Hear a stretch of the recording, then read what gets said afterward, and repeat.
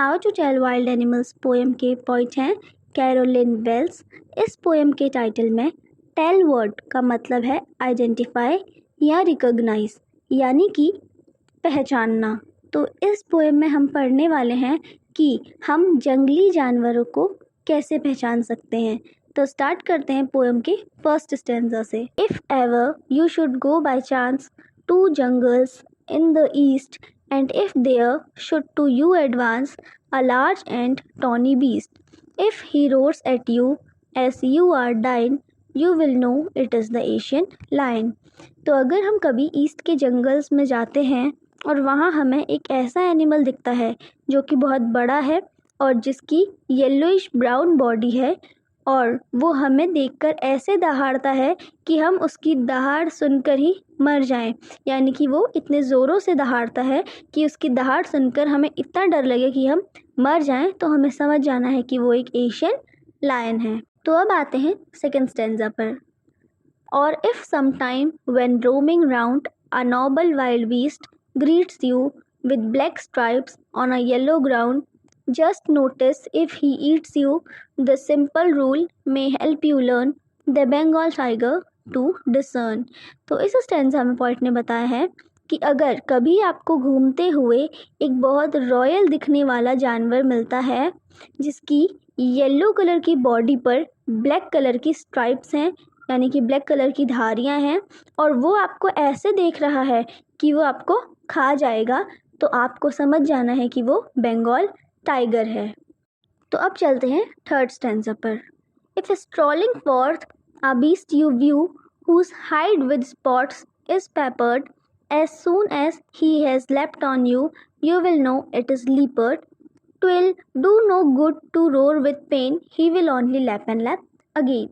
तो इस स्टैंजा में पोइट ने बताया है कि अगर कभी टहलते हुए आपको एक ऐसा एनिमल दिखाई देता है जिसकी स्किन पर बहुत सारे स्पॉट्स हैं, यानी कि धब्बे हैं, और वो आपकी तरफ छलांग लगाने को एकदम तैयार है, तो आपको समझ जाना है कि वो लीपर्ड है, यानी कि तेंदुआ है।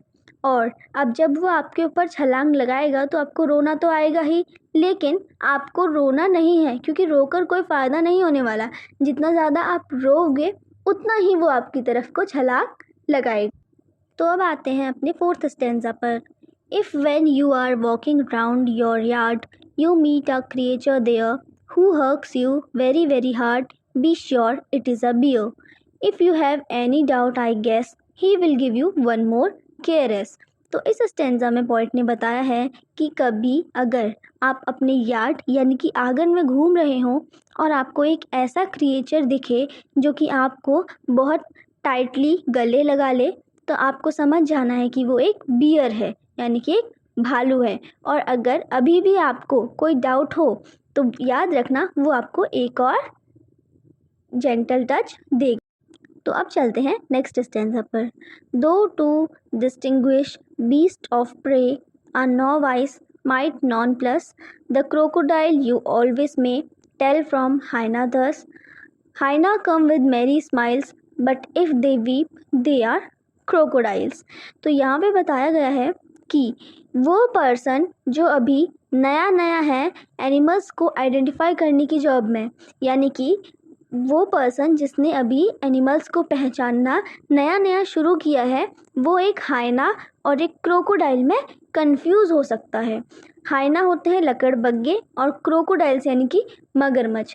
तो यानी कि वो पर्सन जो अभी अभी एनिमल्स को पहचानना जिसने शुरू किया है, वो एक लकड़बग्गे को और एक मगरमच्छ को देखकर कंफ्यूज हो सकता है।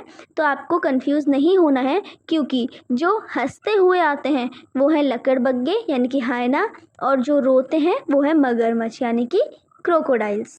तो अब आते हैं पोएम के लास्ट स्टैंजा पर। The true chameleon is a small a lizard sort of thing, he hasn't any years at all and not a single wing, if there is nothing on tree TISS the chameleon you see. तो इस stanza में poet ने बताया है कि एक chameleon यानी कि एक गिरगिट एक छोटा लिज़ार्ड सॉर्ट ऑफ थिंग है, यानी कि एक छिपकली का जैसा दिखने वाली एक चीज़ है। ना ही उसके कान होते हैं, ना ही कमीलियन के यानी कि गिरगिट के ना कान होते हैं, ना ही कोई विंग यानी कि पंख होते हैं।